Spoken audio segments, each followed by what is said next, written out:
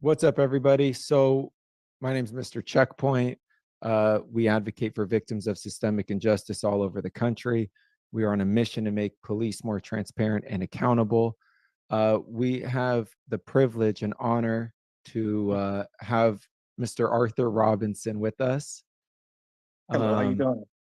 We're doing well. And if you want to just jump right in and kind of explain who you are and why we're speaking to you and need to know what you have to say. Well, as you mentioned, my name is Arthur Robinson. I'm a former police officer trainee with the city of Pasadena approximately 20 years ago. And I've been through some things there. And unfortunately, I've heard my name has been brought up after I thought things had been settled and tucked under the rug. But for whatever reason, we're back doing the same thing we were doing 20 years ago. What were the years you were with Pasadena PD?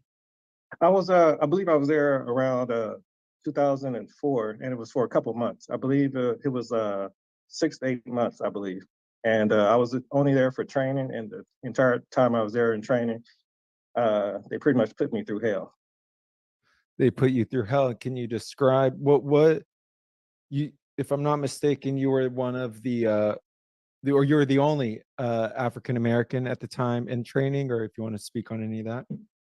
I did a ride along, and I remember doing a ride along, and I was with this white officer, and we were in the rich part, as they call it, of Pasadena.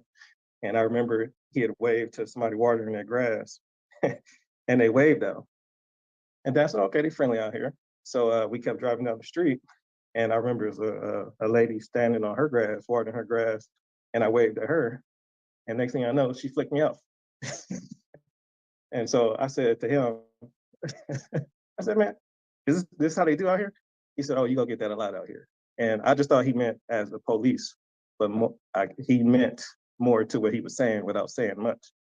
So I graduate the academy and go to Pasadena. And when I get there, I remember my mother and my cousin went with me to get sworn in.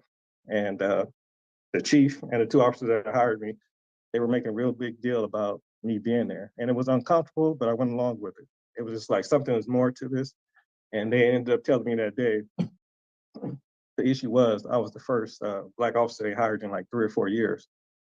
And once again, I heard it, but I let it go.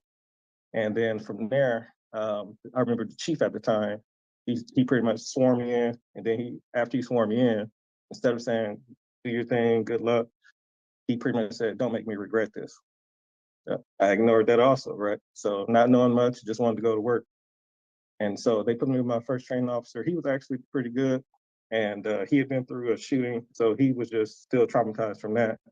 And he was actually trying to show me things. I had noticed they had pulled me away from him fairly quick and for no reason, and just started throwing me around with other training officers. The 6 or 8 months I was there, I think I had 10 to 12 training officers, which is unusual. And being that I had former law enforcement experience, I didn't need the knowledge fresh out the academy. So I was covered. I was squared away, as they would say. So being that every week I would come to work, I'd be either every couple of days or a week, I'd be with somebody new. So I could never get used to anything or how something was, and nobody was showing me the proper way. So I was just doing the best I could. And so I went on from training officer to training officer, and they would make comments, they would send me the calls, and it'd be calls not even in the area that we were supposed to be covering, but they'll come get me, and they'll set the scene, and then they just say, do something. And it's just like, I have little to no information. And most of the time it was dangerous to where my life was in danger and the people we were dealing with was in danger. So in the whole department, I would say it was probably about 5 or 6 African-American older officers there, but they all said privately to me that I'm not gonna talk to you in person, in public, because I don't want them to know we talk. And you pretty much got to figure it out on your own. And that's how it pretty much was the entire time. I wasn't, getting the knowledge, the guidance from anybody. It was just pretty much they were just taking me as a token, as they would say. So they would call me token, uh, the N word, or other things like that. And so I just dealt with it because my thing was to get off trainer so they couldn't touch me, and then handle it after that. But as I kept going, the calls got more dangerous, and what they were doing got more blatant to where I knew this was being like a setup type of thing. And so it was incident to where I was with the training officer, and I believe it was the training officer who resurfaced my name.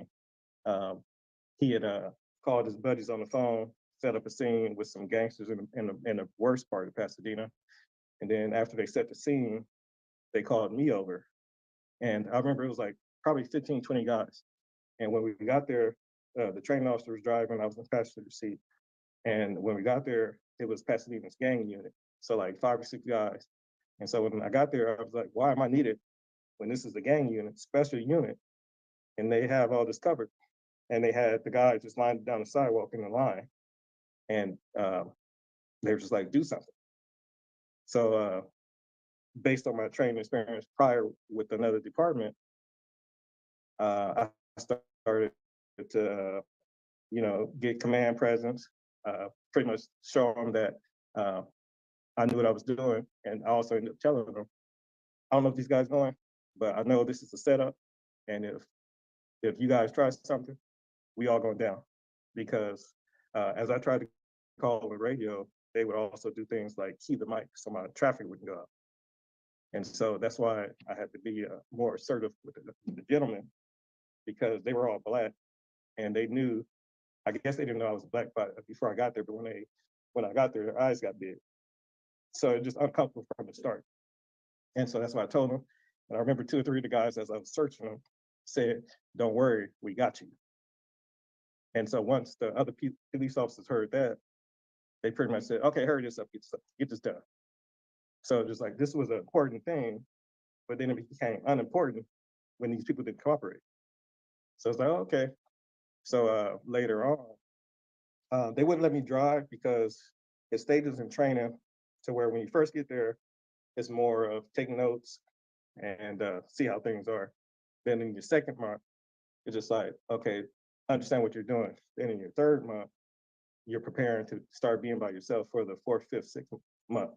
And so they wouldn't accelerate me, because if they accelerated, that meant that I was doing what I was doing, in which I was. And so they purposely wouldn't let me drive, because if they said I wasn't driving, then I was behind the phases, even though I wasn't. So with the training officer who mentioned my name, he was known as the henchman of the department, and he got things done that nobody else could. Meaning that he would go above and beyond to make sure things happen how he wanted to, or how he was told things happen.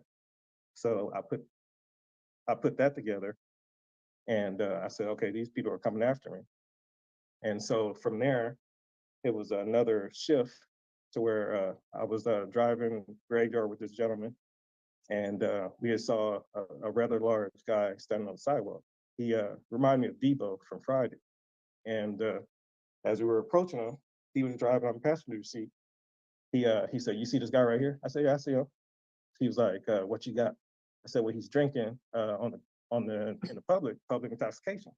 And he was like, "Okay, well, show me what you gonna do."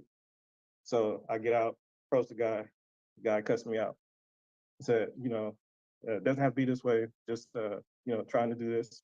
And the guy cuts me out. So I ended up having to do well, prior to doing what I did, I looked at the training officer to see where he was, and he was about 10, 15 yards away from me with his arms crossed like this. So just like, these people are messing with me, setting up calls, saying that I'm this and that, or I'm failing to do this. But this guy is 10, 15 yards away from me, supposed to be backing me up. And at the time, I wasn't as the size that I am.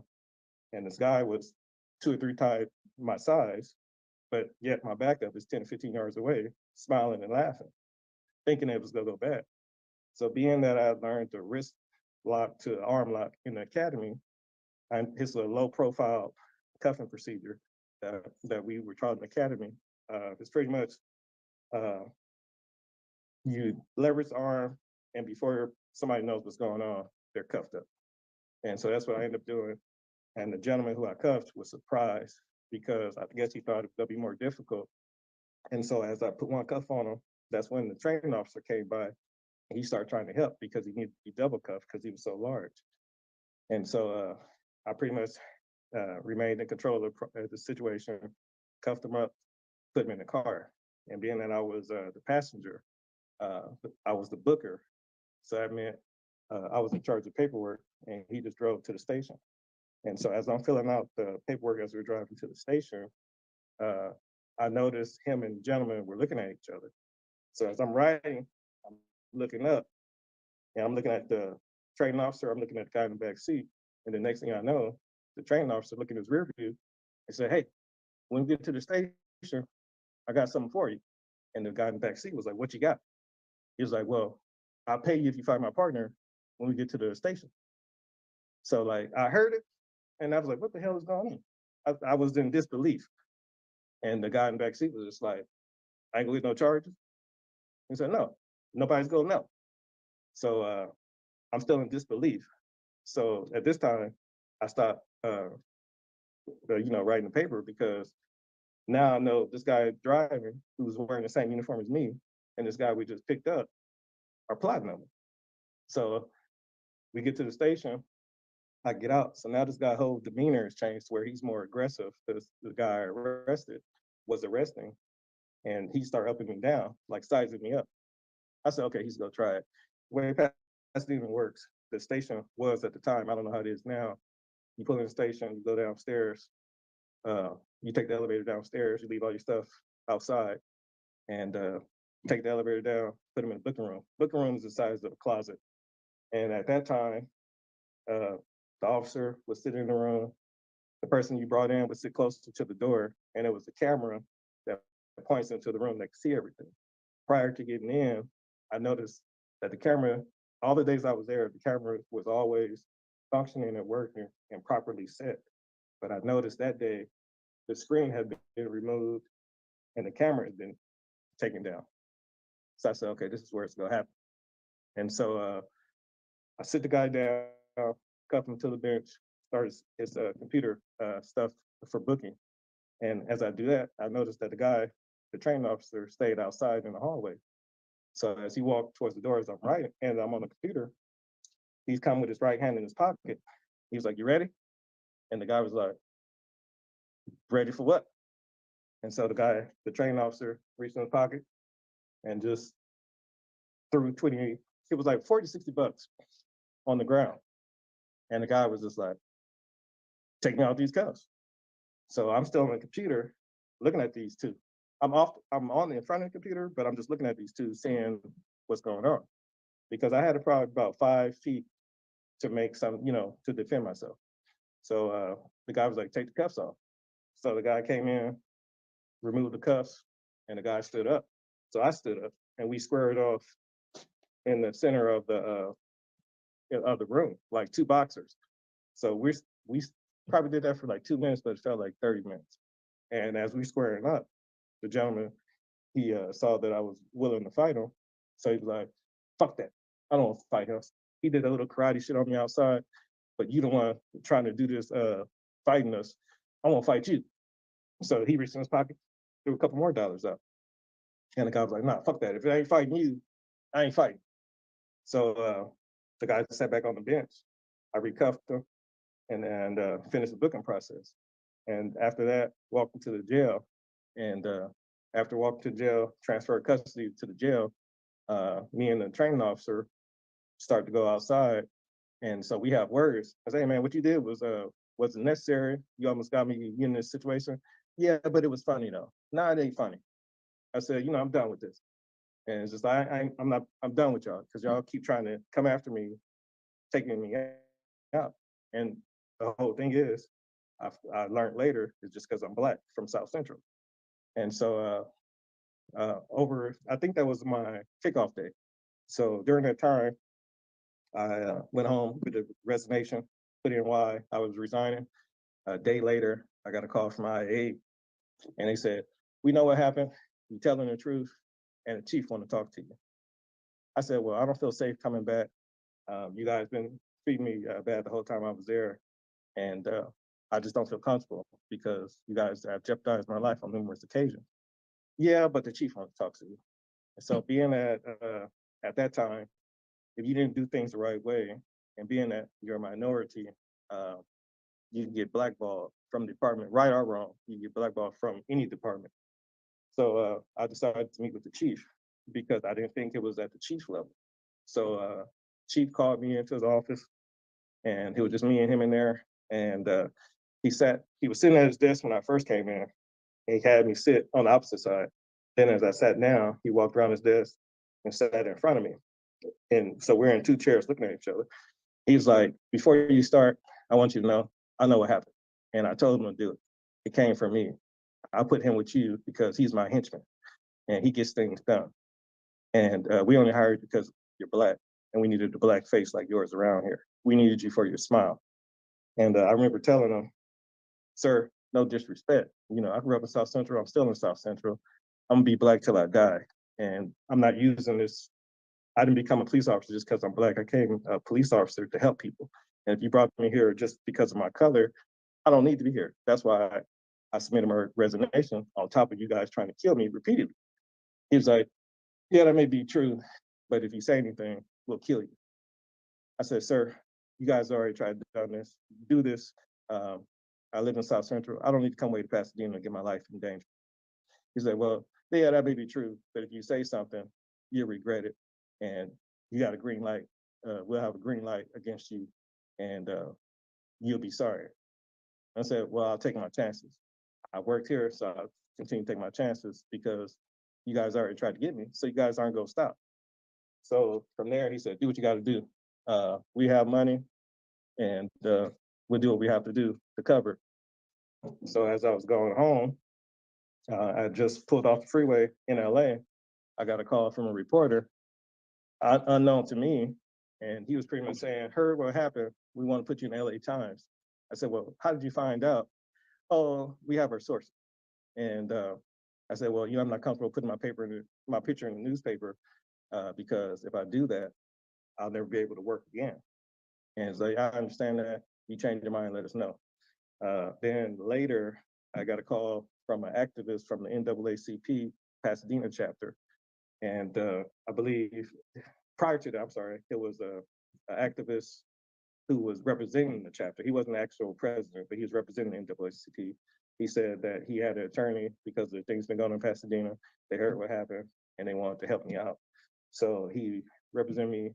He had me introduced to an attorney that he knew. That was pretty much everybody was still working for the police department. And they were trying to seem like they were helping me, but this was people from the chief who said, "Go reach out to this Black guy because y'all Black and get him to come back." And so, excuse my puppy. So as uh, as this is happening, I'm thinking I'm not trusting anybody, but at the same time, some of the stuff they were saying was just, I'm sorry, they may be actually trying to help. And so from there, um, I met with the attorney. He was, "Oh yeah, I'm for the cause. I'm here to help." And you know, just let me handle it. So my thing was still having to do it the right way because I know if I do it wrong, get blackballed, even though I'm the victim here. Um, I went along with it, and he was like, "Well, meet with the Pasadena president chapter because he has real weight in the city, and he could get things done." I said, "So okay." Didn't have anything to lose. Met with the Pasadena NAACP president at the time, and he pretty much said, "What they did to you was wrong, but I need you to go back." I said, "Well, if they did wrong to me and it's been proven and admitted that they did what they did, why would I go back?" He was like, "Well, look, you're making this difficult. You're blocking my blessing. I was promised a position in the Citizen Review Board if I got you to come back." I said, well, thank you for telling me that, but I'm not helping you out because you just worried about the position. You're not worried about me or anybody else. And so he was like, he got real angry and was just like, you're blocking my blessing. The chief said, if I get you come back, I'll have this title. I'll have nothing. Thanks, see you later. So I just walked out. And so from there, for approximately a year and a half, from California to Baltimore, I was blackballed by the city of Pasadena from working because I would pass tests, do interviews, and everybody would like me, want to hire me, but they all told me they couldn't go against the brotherhood. And they said, we did our investigation to Pasadena, and they admitted what happened, and they said, you're telling the truth, it just, we can't go against the brotherhood. And that happened for like a year.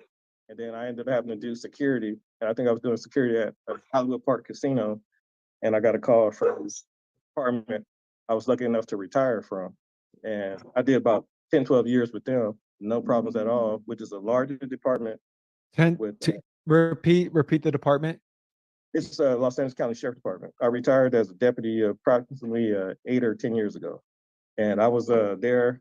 I did all the levels of assignments they have. I passed training with no issues. I passed everything with no issues. I did special assignments also. And everybody knows the sheriff department is different from any smaller city with their problems, issues, but they still have more dangerous cities. And being that I was working more dangerous cities with no issues, that just shows that with the proper training and experience in front of you, things could happen. And despite what people at Pasadena say, it's not the same. It doesn't match. And so that's what I say. The way I'm being slandered now for some 20 years ago, when it's been proven that it happened, and also at that time, and even this time, he was, I believe, a 9-year officer or a 9-year training officer, wherever he was, and I was only with him, as he says, 3 shifts. So if anybody makes an allegation or is a sworn regular officer, that person already has protection. So if a temporary employee who could be fired at any time makes an allegation, and this wasn't even a sexual allegation, this was more of a officer safety thing and racial, and he was relieved of duty for approximately a year and only allowed to come back because he went through the process, which I wasn't invited to, didn't know anything about, and wouldn't, I probably went anyway because these are the same people who were trying to kill me for all these months. So he's clouding that he was cleared in court when he wasn't. He was cleared in a hearing because their thing was, we already lost this trainee, so we're not gonna get a future with him. This guy's been here 9 or 10 years. So instead of losing money, the guy who quit because his life was in safety is not coming back. We could bring him back. And that's pretty much all it was. Yeah, no, and let's go over some specifics. So this incident, what year did you start? Were you in the academy? What year was it? I was in the academy around 2003. 2003. And then it was the end of 2003. And then this incident in particular with the henchman trying to set up a fight. What year was that? 2004, I believe. 2004. Okay. And just also for clarity, the names of these people. So the henchman or the gentleman. And let's watch this video here if we can, because you referenced being slandered, right? Right. So if I'm not mistaken, you're referring to this particular video. Is that correct? Yes. Okay, and you can see it on the screen. Yes. Okay, I'm gonna go ahead. Oh no, I just wanted to say, if it wasn't for this video that someone sent to me, I wouldn't have known anything about this. And it's just like, I'm not part of any, I wasn't part of anything. I didn't know about this. Somebody sent this to me and I was surprised because it was like, what did I do? I didn't say anything. I haven't done anything. Right. But yet, 20 years later, this is here. And I really thank you and AFTP for doing what you do, because if it wasn't for people like you, people like me wouldn't have a voice. Right. Right. I appreciate that. Okay, this video is from about a week ago. I don't have the exact date, but it was in it was the beginning of it was sometime in June. Um and it was a press conference for Tyson Crutchfield, who's also a Pasadena deputy. She was seen on a video trying to de-escalate another officer named Palacios, and she was then put on an administrative leave. And that same department has officers drinking on duty, etc., and those officers aren't being put on administrative leave or investigated. She has hired attorneys. She is suing the Pasadena Police Department, and since several other officers have joined her, if I'm not mistaken, saying that we've also been retaliated against. We've also faced discrimination, harassment, racial, etc. Uh, during the press conference, I'm going to play this video, but this gentleman starts yelling things out. And I think if we're clear, you're the person that he's referring to, correct? Correct. And his name is Dave, uh, I'm not Lalanis, I believe would be the Lana? last Lanis? Yes. Okay, Dave Lanis. Okay, let's watch this video here. And it's unfortunate that he wants to shout out, but it is a free community. And that's Dave Lanis, right? With that I had the arrow on. That's the Correct. henchman, correct? Correct. That set up the fight between you and the gentleman you arrested, correct? Correct. Okay. And everybody has the right to their opinions. Sir? Pardon me? I said everyone has the right to their opinion. Sir, the bus is here. I can't hear you. So, please, you can see that this is a long-standing problem. That there have been allegations. What we can see is an opportunistic lawyer, sir. Speak the whole case about Arthur Robinson. Are there any Speak the whole veteranos in the case. crowd? Veteranos or good old boys, maybe? Never met any of them. Maybe, Okay. maybe I can just ask one. Yeah. That's less of a distraction. Okay, sir. And we support you standing by the officers who filed the lawsuit, but we support the truth. And I speak directly to Arthur Robinson, who Okay. resigned in lieu So of so termination. there he's saying is tell a the liar truth and about Arthur Robinson. And by the way, he interrupted before. I only started filming because he was interrupting, and so the first interruptions I didn't even catch on camera, but of course he continued to do so. And he's saying tell the truth about Arthur Robinson, right? And Yeah. that's you. Let's keep watching.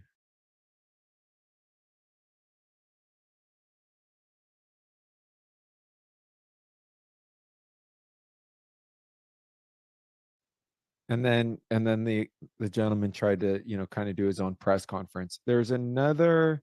So I guess someone sent that to you. Tell me what you felt, what you thought, and I was confused and baffled because it was just like 20 years ago after my incident, I tried to prevent this from happening from anybody. As we know, from then until now, problems with the police are still ongoing, and they probably will continue to happen because nobody's doing anything to change it in the system. And people like you and AFTP are doing a great job of keeping people accountable for what they do.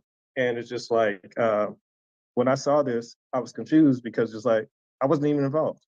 I support what Ms. Crutchfield is doing and other officers, and because I know what it's feel like.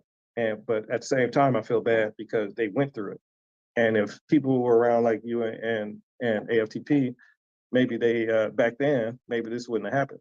And I feel disappointed to see that a person who was involved in the incident and caused the incident and had no contact with me for 20 or so years is still as angry as he is, and still bringing up my name, trying to rewrite history.